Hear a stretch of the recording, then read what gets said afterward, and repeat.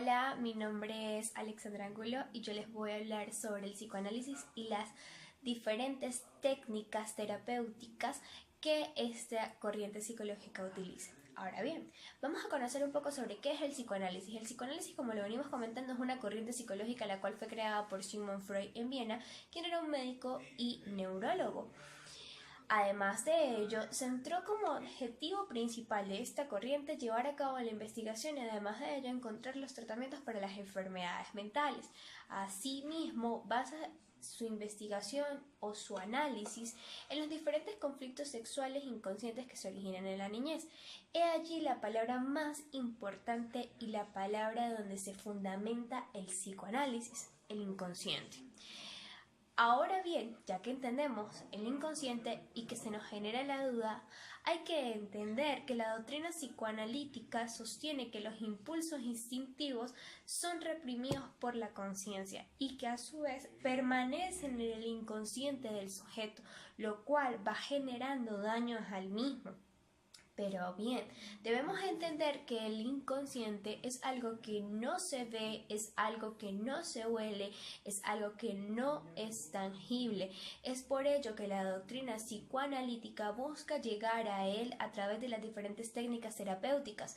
Dentro de ellas, y de las cuales vamos a profundizar, encontramos la asociación libre. ¿En qué consiste esta técnica terapéutica utilizada por el psicoanálisis? La asociación libre es una técnica que se utiliza durante varias sesiones de terapia. En ella, el psicólogo psicoanalítico busca a través de diferentes conversaciones con el paciente dónde se encuentra el conflicto. Pero, ¿qué dirán ustedes? ¿Qué es esto? Bien, el paciente comienza a expresarse de diferentes temas y es algo importante a resaltar que no se debe juzgar sobre los temas en los cuales esté hablando el paciente, ya que este puede consistir en cosas coherentes, en cosas incoherentes, en cosas fantasiosas o en cosas reales, y allí va a encargarse el psicólogo de ver dónde está ese conflicto. Otra de las técnicas en las que utiliza el psicoanálisis se consiste en la transferencia.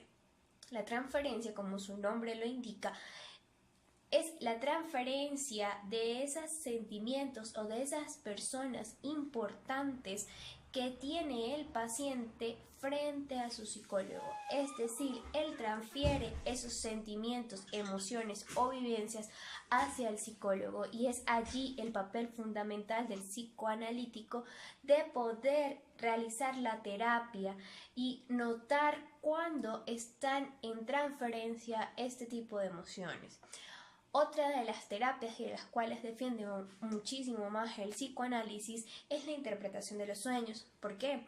Porque dice Sigmund Freud que los sueños son una manifestación del inconsciente y es allí una de las técnicas más importantes para poder acceder al inconsciente. Entonces, el paciente se va a encargar de relatar todo este tipo de sueños, en donde el psicólogo realiza su labor fundamental para poder interpretar estas emociones. Allí, en este tipo de técnicas, donde Sigmund Freud pues profundizó aún más y empezó a investigar sobre cada una de las fases del sueño. Es allí donde el psicoanalítico, con todos los conocimientos adquiridos, va a encargarse de profundizar para poder establecer una interpretación correcta de cada una de estas manifestaciones del inconsciente. Muchas gracias, feliz noche. Buenas tardes. Yo les voy a hablar de la terapia racional emotivo-conductual propuesta por Albert Ellis en 1955. Albert Ellis inició su trabajo como terapeuta en el área de la sexología y la orientación matrimonial.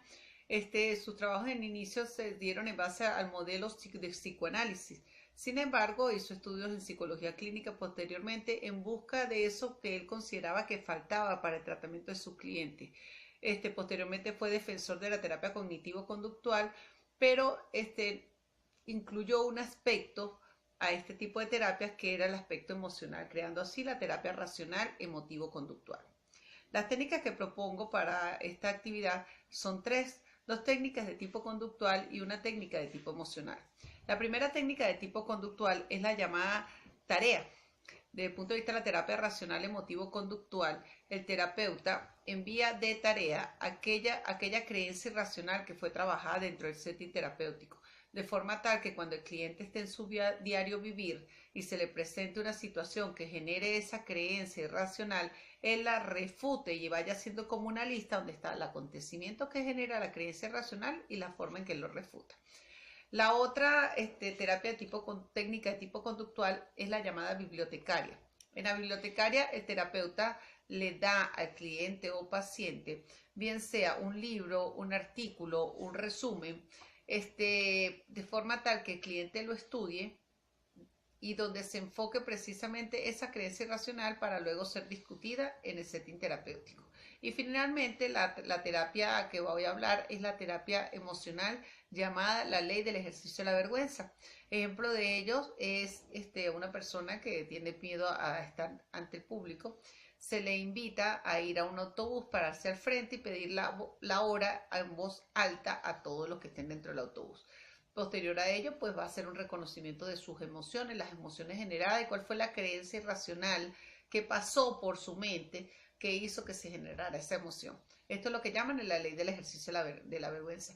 Como se darán cuenta, en la terapia racional emotivo-conductual se trabaja con el paradigma A, B y C, donde A es el acontecimiento generador, B es la creencia, que en este caso distingue Albert Ellis entre creencia racional y creencia irracional, y C son las consecuencias, las cuales pueden ser de tipo conductual y tipo emotivo. Me llama poderosamente la atención y me gustó mucho este tipo de terapia que le da la amplitud y libertad al terapeuta racional emotivo-conductual de utilizar todas las herramientas que estén a su mano en pro de lograr ese bienestar y ese trabajo terapéutico en el cliente. Puede usar inclusive hasta poesías, puede chistear, puede trabajar con canciones, puede inclusive abordar la parte espiritual. Todo lo que sea necesario incluir, Albert Ellis dice que es posible en pro del beneficio. Muchísimas gracias. Buenas tardes, mi nombre es Gilmer Amaya, estudiante de la carrera de Psicología, y para la Cátedra de Teorías del Tratamiento con la profesora Estefanía vamos a hacer una explicación breve sobre 3 tipos de técnicas con abordaje de la psicología humanista. La primera tiene que ver con la logoterapia. La logoterapia pues, fue creada por Viktor Frankl y él estableció un sistema basado precisamente en valores y en búsqueda del sentido de la vida, de esa relación que se da entre el cliente y el psicoterapeuta. Es decir, este tipo de técnica basa precisamente el autocontrol y la responsabilidad de las acciones que tiene, en este caso, el cliente en la búsqueda de la resolución precisamente de sus problemas. Como sabemos, este tipo de técnica se basó bajo un análisis existencialista y se presentó bajo los siguientes mecanismos: la intervención desde el punto de vista paradójico, lo que tiene que ver con la de reflexión, el autodistanciamiento, la modificación de las actitudes y lo que se denomina en el campo del abordaje psicoterapéutico el diálogo socrático. La segunda técnica que vamos a explicar es el análisis transaccional. Su autor, Eric Berne. Eric Berne nos decía que el individuo, precisamente en la búsqueda del ser, del sentido, también humanística, para resolver sus problemas o tratar de modificar algunos comportamientos que se pudieran presentar alterados desde el punto de vista psicológico, pues nos decía que debe desarrollarse este tipo de técnica a través de la máxima potencialidad del ser humano en todos los aspectos de la vida. Es decir, Eric Berne nos decía que precisamente debe haber un crecimiento en orden personal para cambiar precisamente esas actitudes o esos comportamientos que nos pudieran estar causando algún conflicto de orden psíquico. Este tipo de técnica la basó precisamente en el estudio, en el análisis psicodinámico de las manifestaciones del ego, ego padre, ego adulto y ego niño. ¿Por qué? Porque estos constructos, estos sentimientos, estos pensamientos pueden aplicarse de orden afirmativo, de orden negativo para construir precisamente la personalidad del individuo. Finalmente, la teoría de la jerarquía de necesidades, como saben, establecida por Abraham Maslow, que nos explicaba que para abordar psicoterapéuticamente la resolución de problemas que pudieran presentarse en los individuos, hay que hacer un análisis de las necesidades fisiológicas satisfechas en orden jerárquico hasta llegar a la cúspide como es la autorrealización. De esta manera, pues para la cátedra de teorías del tratamiento hemos dado el enfoque de estas tres tipos de técnicas de la psicología humanística.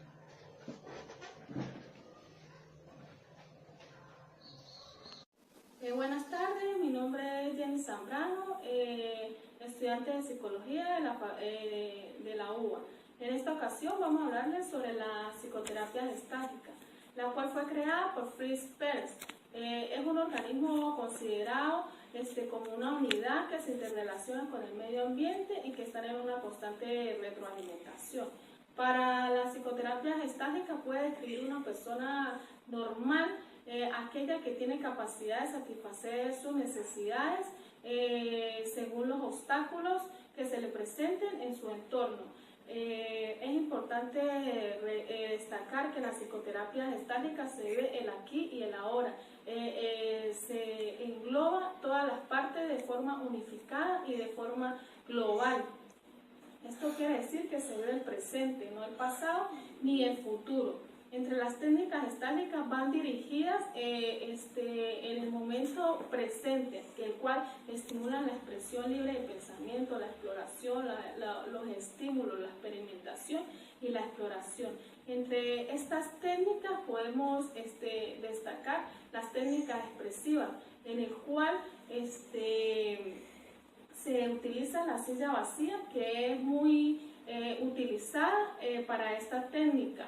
Se utiliza para favorecer encuentros y proyecciones imaginarias de otras personas, intentando favorecer los procesos de duelo y aquellos posibles traumas. Consiste en dialogar con las distintas personas que se oponen al individuo que negamos o que rechazamos.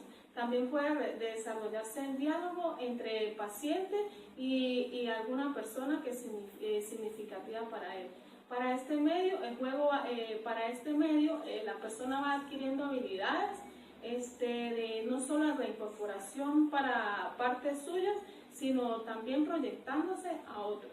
Entre las técnicas expresivas, se busca que el sujeto exteriorice lo interno.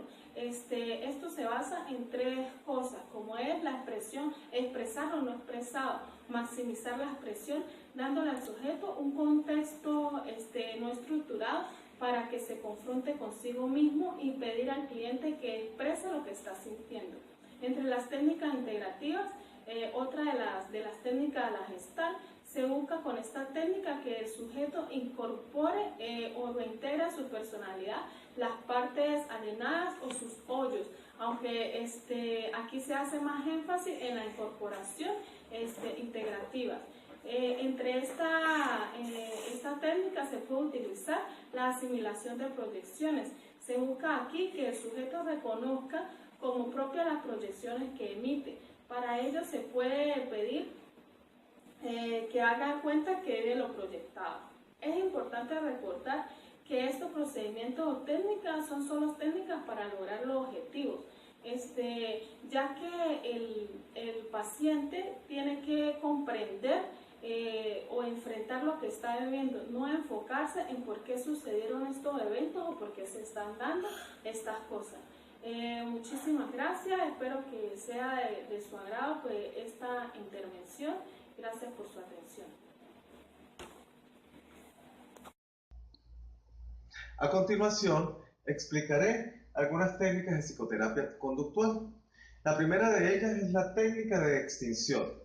Esta técnica consiste en exponer al paciente a estímulos ansiógenos de alta intensidad. Se recurre a esta técnica cuando la técnica de desensibilización sistemática ha perdido efectividad. Esta técnica también es conocida como el flooring o inundación. Y un ejemplo de ella sería, por ejemplo, un paciente con claustrofobia, un cliente con claustrofobia. La técnica procedería más o menos de esta manera. Yo como terapeuta, por un máximo de tiempo que no sobrepase los 45 minutos, entraría con este cliente claustrofóbico a un espacio cerrado y le explicaría y lo sometería a ese estímulo ansiógeno de alta intensidad. Esto debería traer como consecuencia la extinción de la causa de la fobia. Otra de las técnicas que voy a explicar a continuación es la técnica de relajación muscular progresiva de Jacobson. Esta técnica de relajación consiste en llevar al paciente a que de manera progresiva, de abajo hacia arriba, vaya contrayendo y relajando cada grupo muscular de su cuerpo. Ejemplo, el paciente se sienta ya sea en el diván o en una poltrona muy cómoda y tensione la pierna derecha, relájela. Tensione la pierna izquierda, relájela. Y de esa manera hasta llegar a los músculos del rostro, donde contraiga los músculos del rostro, relájelo. Esto va a traer como consecuencia beneficiosa la regularización del ritmo cardíaco y respiratorio y de esa manera calmar el trastorno de ansiedad. Otra de las técnicas de relajación es el mindfulness. En el mindfulness se lleva al paciente de manera guiada a una contemplación sin juzgar. De esta manera se le indica al paciente que se siente cómodamente y que fije un lugar en el horizonte sin concentrar la mirada en ningún punto en específico. De esta manera, y a través de la guía del terapeuta, el paciente va a tener una desactivación del sistema simpático, bajando los niveles cardíacos, de respiración alterada también, y de esa manera regularizando la ansiedad.